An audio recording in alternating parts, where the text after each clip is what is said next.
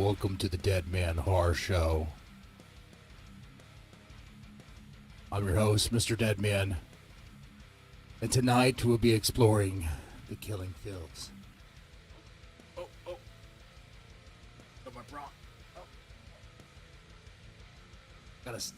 Gotta stay consistent. Don't want my horrible eyes to show. No, the killing fields. Oh, man, this is a morbid topic. Kind of has a levity a little bit there. Imagine a place. We'll explore several of these on the Deadman Horror Show. With the topic of, I guess, going to true crime related things here. But imagine like 25 acres of land, pretty much becomes a graveyard, a dumping ground for all these bodies. Mostly, I think they're all women. Mostly young women. So you can kind of imagine the sort of crimes that took place, the sort of situation that happened before they were dumped. I don't know if you've ever been to Texas, but there's all sorts of places, all sorts of locations that are desolate. Completely barren. Just at this place, what's interesting about it is it's not too far away from a quite very busy freeway, Interstate 45. It's not that far away from it.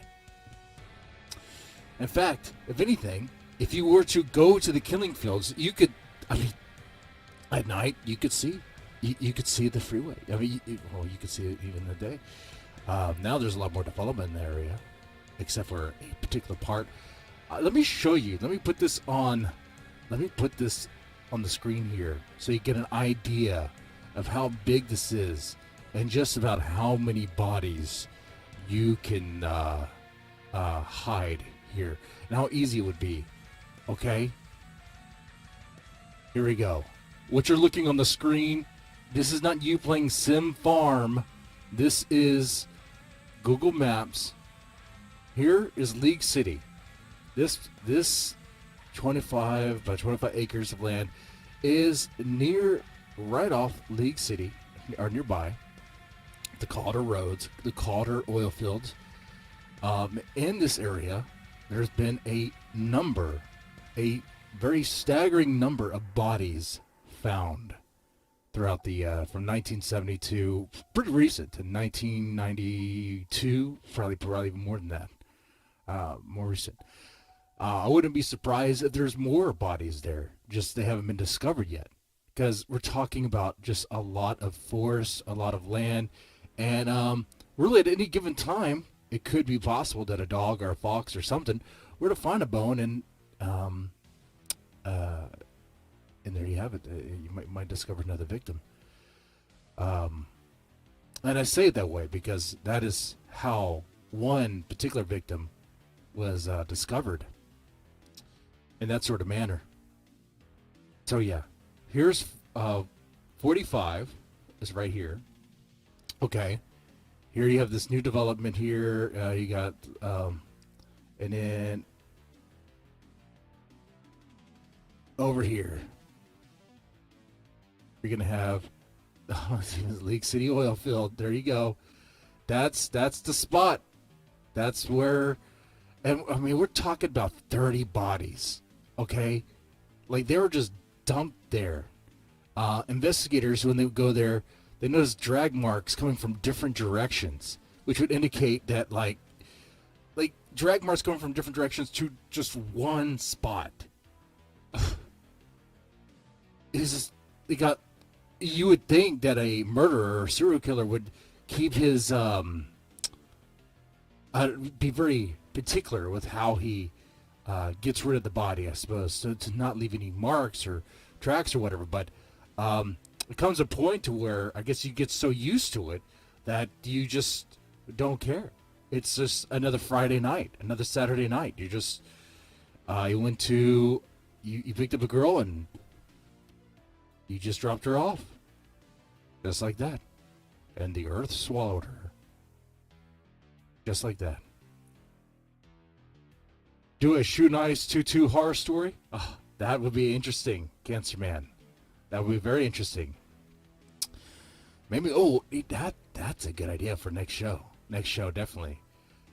Shoe Nice. That is a man, horror life. He eats anything. He does anything for internet fame.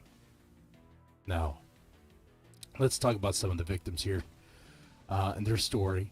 And the reason why I'm talking about this is because I found something that claims to know a recent discovery, like a victim that others have not talked about. So we'll get into that very soon.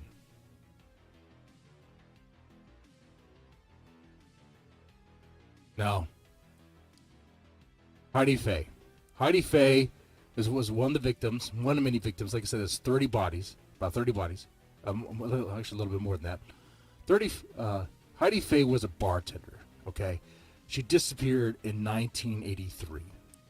With no sight of her anywhere. Her family tried to look for her. Her loved ones tried to look for her. They couldn't find her. People reported her missing, but she was nowhere to be found. That was until a year later when a family dog, not her family, but someone else's family dog, brought home a human skull that the dog dug up out in the woods, out there, right there in those oil fields, and the dog just brought that home. Imagine that. That's how much of a graveyard that place is. How much of a body dump it is. It's crazy, right? You know? Imagine that. You're on your front porch, drinking iced tea or a beer. I don't know. You're just relaxing. And all of a sudden, your dog comes back. Kind of wonder where your dog went. Whatever. He'll come back eventually. No one doesn't come back, but it comes back with a souvenir. One that you have to call the police about and answer a lot of questions. How did you get in possession of this human skull? My dog literally brought it onto the front porch. I don't even know how to explain this, officer. We live in Lake City. Those are the killing fields over there, right? I'm pretty sure it has something to do with that. Just wow.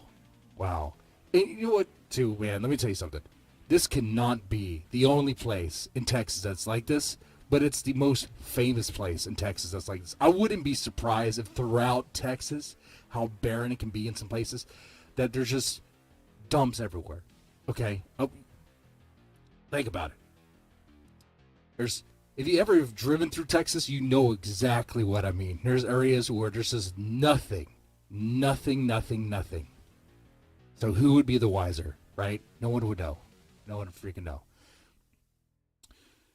Say another victim, Donna Prudhomme. She was 34 years old, and for understanding her situation, she was trying to escape an abusive relationship. She moved from Beaumont to Austin in 1986, and she got away from her abuser, and she got into arms with someone she thought she could trust, but that ended up that soured. She escaped from that person. Eventually, as she goes from nightmare to nightmare, she lands into a nightmare, finds herself in a nightmare that she just cannot escape from. And one man raped her, murdered her, and dumped her body out there in those oil fields. Now, like I said, I have let's frame this a little bit more before I talk about what I have here. Out of the 30 bodies found, the question is, I'd imagine, okay, how many convictions? How many of these cases have been solved? Two. But that could change very recently. There's someone who I believe is in trial right now, and that could change to 3. Most likely will. And when that changes to 3, that actually will kind of help out quite a bit. But, let's see. I'll pull some information here.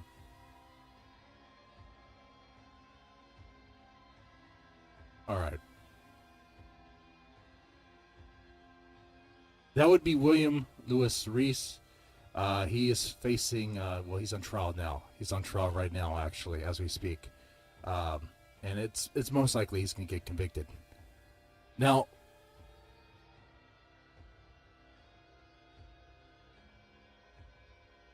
if you look into this, if you explore the killing fields a little bit more, you'll find that there's actually been a few other people that have, or there's been some people that have come out to confess. They made confessions that they have killed and raped and dumped the bodies out there, but there's no conviction, even with a confession. Why is that? Because back, and it wasn't too long ago. Let's see, Michael Lloyd Self, he made a confession. 1970s, 1973, 1974, I believe. But that confession was found out to be under, the confession was suspect. Okay. What happened is a gas station operator, convicted sex offender from Galveston, Michael Lloyd Self, was suspect of murdering Rhonda Johnson and Sharon Shaw. Now, he confessed to the murders, and he was taken to district prison.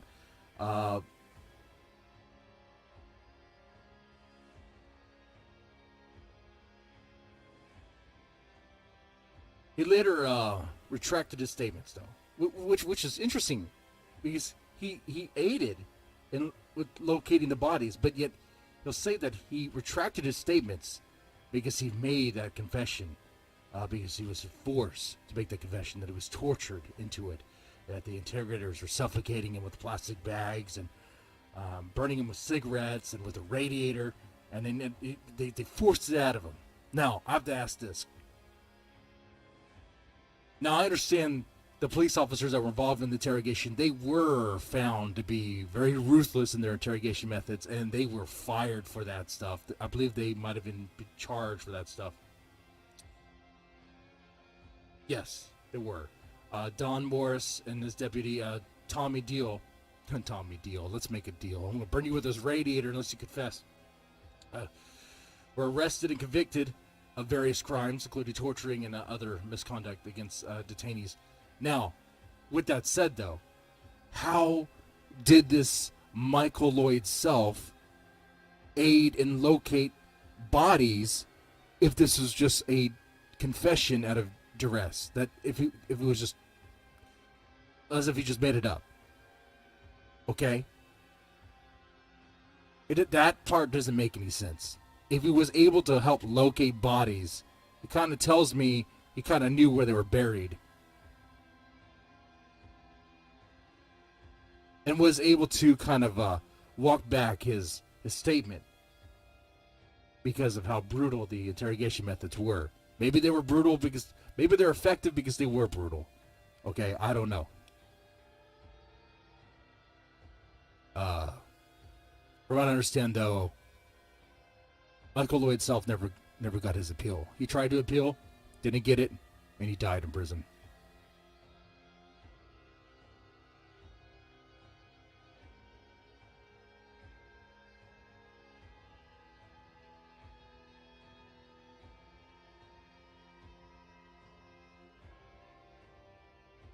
Now,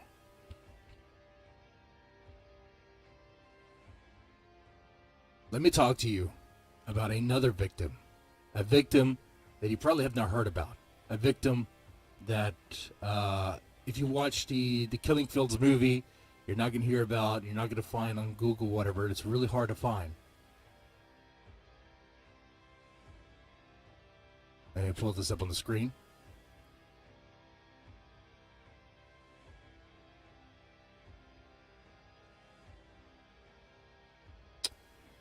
One moment.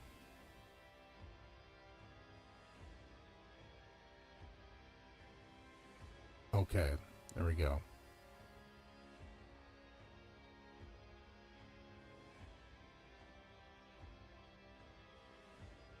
Okay.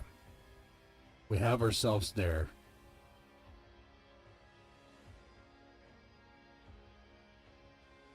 Let's see. Let me get a better framing of that.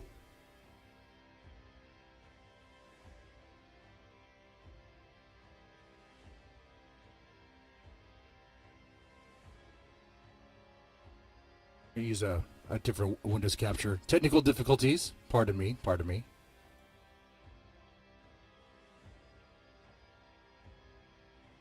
Yes.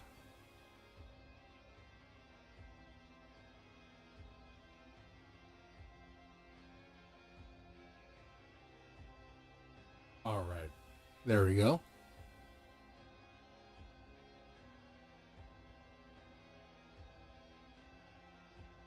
Here we go.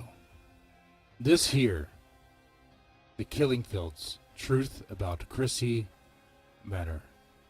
Now, I didn't know who this person was.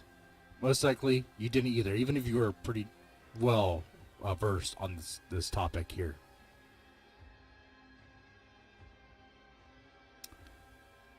But according to this blog, or this site here, it reads like this. What do you know of the Texas killing fields? I bet you don't know about Krissy Manor. You probably don't know about the other missing girls that were never found.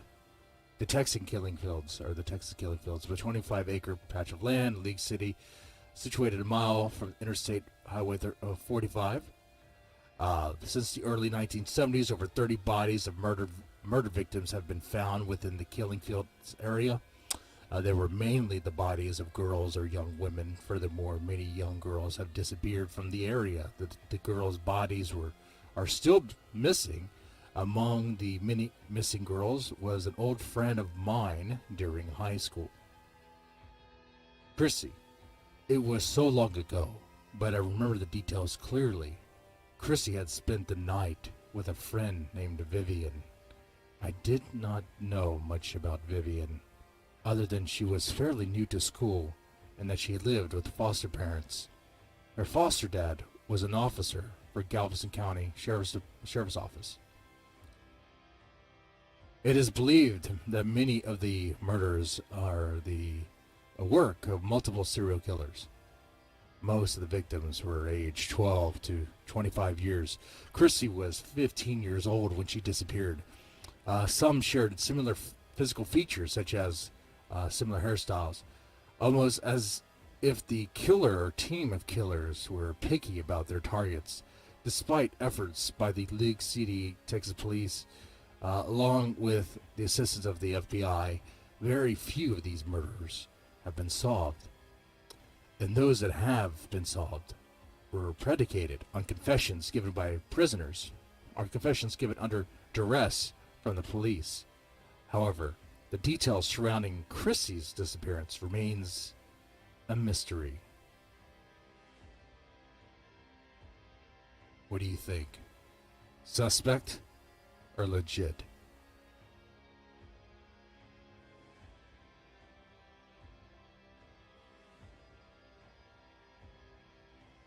Krissy spent the night at Vivian's house.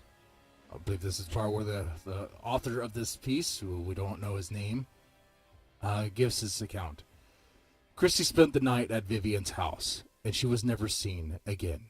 She disappeared without a trace. Vivian's foster dad told police that Vivian and Krissy had gone to the mall in the afternoon, but Vivian returned home by police escort while Krissy was gone.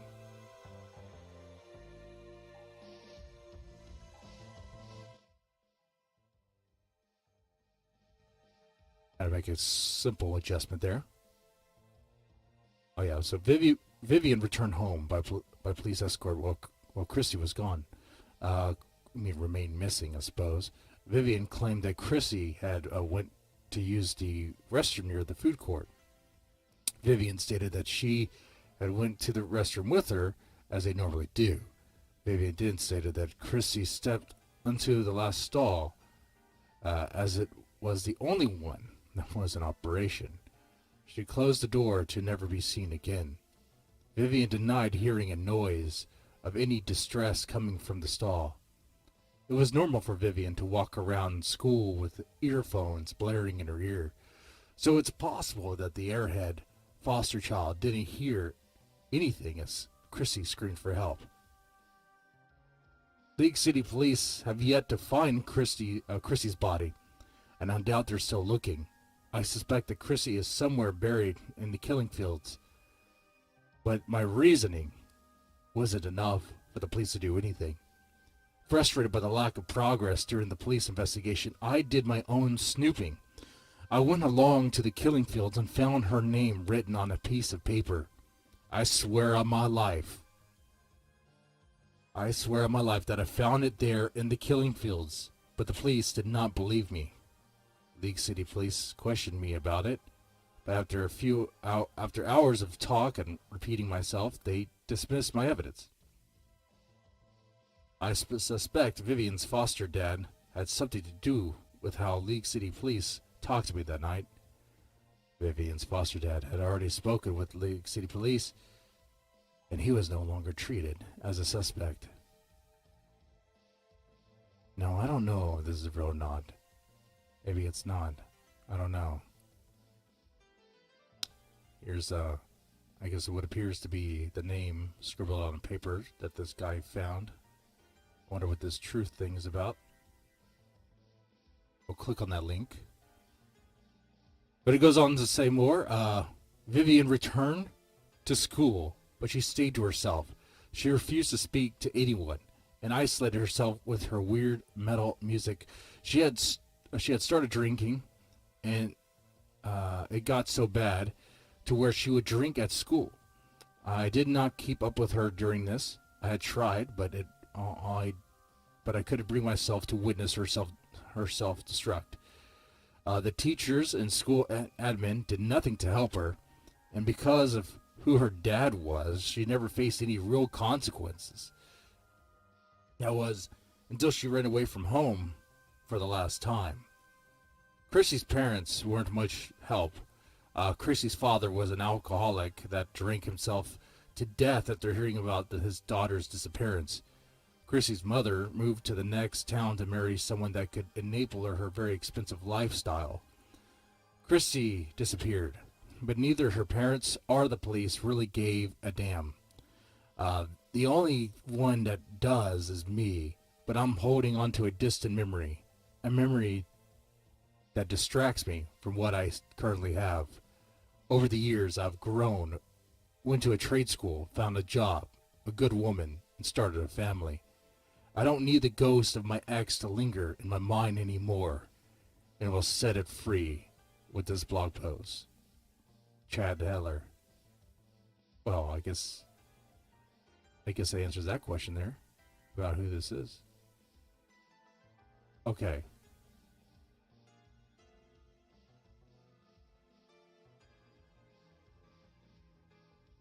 I don't know.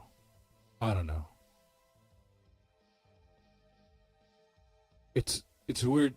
This could be somebody trying to profit off of this. I don't know why. It's kind of an old thing, the killing fields. Kind of a Texas urban legend. Well, not just an urban legend. It's a real thing.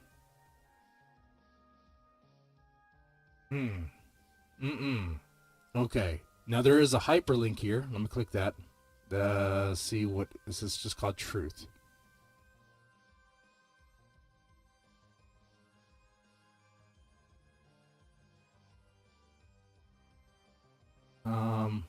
Okay. It says Vivian lies. I saw it happen. Her friend told lies, and it was those lies that kept the truth from coming out. I saw Krissy Manor and Vivian Fields at the mall the day she was reported missing. I never said anything because they never asked me. If they don't ask, I don't tell. Vivian and Krissy met a stranger at the mall, and you know what they say about strangers. Vivian fed her friend to a wolf.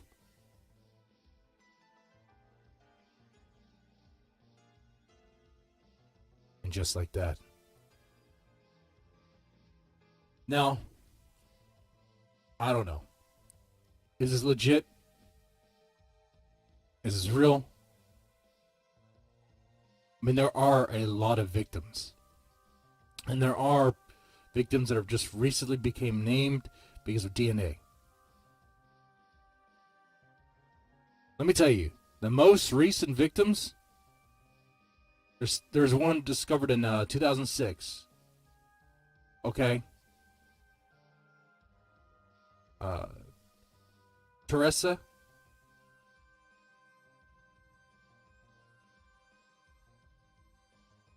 Teresa Venegas. She was 16, and she disappeared. She was last seen near the Green Cave subdivision on Halloween night. 3 days later, her body was found strangled, raped, and with her hair cut off in a field across from the Dickinson High School.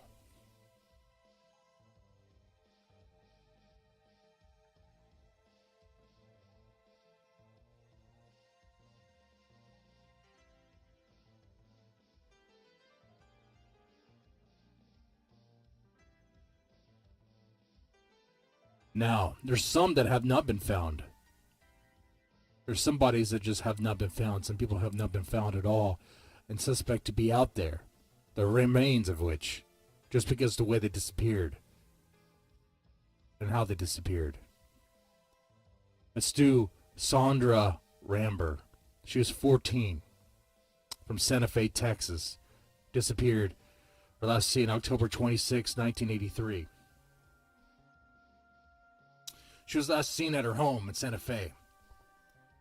She was determined to be missing. Due to the fact that the front door was left open. Food was in the oven, and her purse and coat were still in the house. Her case is believed to be linked to a string of murders and disappearances in the area, but she is still yet to be found. They suspect that her body could be in those fields. It'd be over with now. I don't even know if you'll be able to find it.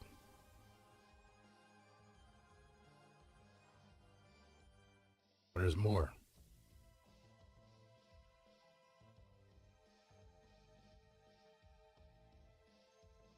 Sykes, 19. Last seen May 24th, 1986. She was last seen leaving her job as a waitress at Guido's beachfront restaurant in Galveston. Her car was found the next day, stuck in mud, bloodstained, and abandoned on the side of an I-45 access road, south of the Galveston Causeway. Our family believes police found a white blouse that belonged to her after one of her convicted kidnappers, Gerald Peter Zwarst, who drew them a map of where to find her body, which still has never been found, discovered. So there are more bodies out there, okay? There are more bodies out there than what have been discovered. Let me put this back on the screen again. Okay? The killing fields, legit stuff. They say there's over 30 bodies. I don't know what the number is exactly. It's going to be quite a bit. I mean, look how desolate it is. It's out there. I mean, we're just talking about this one area. I mean, but it could stretch out. Like what if you just went all the way over here? Like, what's all this? What's all this?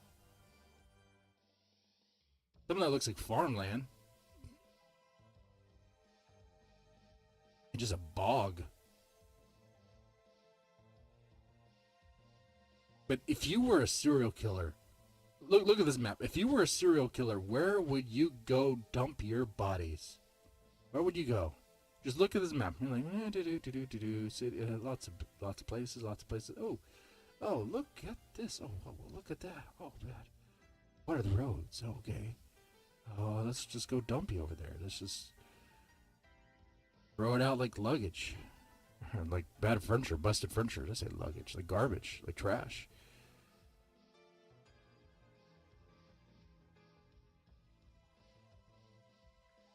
So with that said, it's quite possible that this blog post I was reading about this Krissy Manor girl is legit, I mean, it's possible that there's other bodies out there still, other girls that just have not been found.